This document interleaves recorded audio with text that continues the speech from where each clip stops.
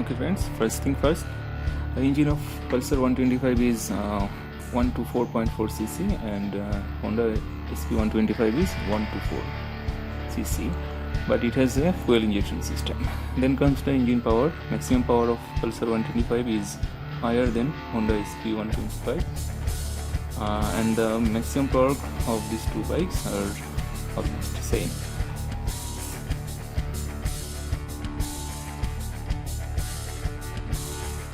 The fuel capacity of Pulsar 125 is much more than SP 125. The braking system of these two bikes are almost same and they both has the combined braking system.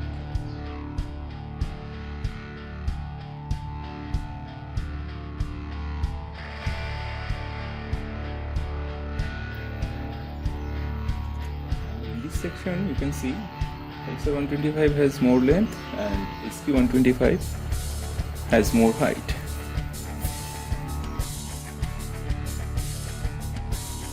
Okay, here we can see Pulsar 125 has both analog and digital combination meter.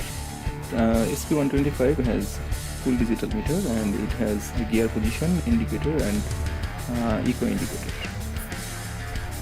And now here is the difference between wheelbase and ground clearance of these two bikes, and we can see Bajaj Pulsar 125 is 140 kg and SP 125 is 117 kg. The front suspension of these two bikes are almost same, but Pulsar 125 has twin gas filled shock absorber on its rear part, and Pulsar 125 has much more grip on road than SP 125 because of the tire size. Pulsar 125 will give you 55 to 60 km per liter.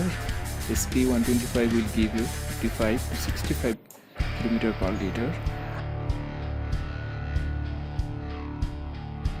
So if you want to specify the features of Pulsar 125, then it has a sporty outlook, sporty clip-on handlebar and modern split seat version. The bike has good suspensions and Pulsar 125 is the most powerful bike in this segment. Now the Honda SP 125 has more stylish design than Pulsar Neon 125.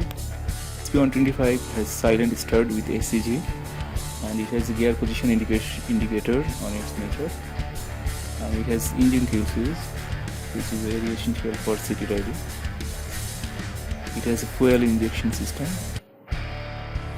So the bike will offer you low cost for maintenance.